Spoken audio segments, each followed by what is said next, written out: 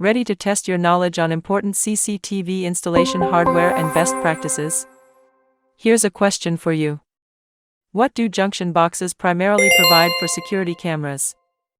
A. Store full recordings. B. Provide secure mounting and cable protection.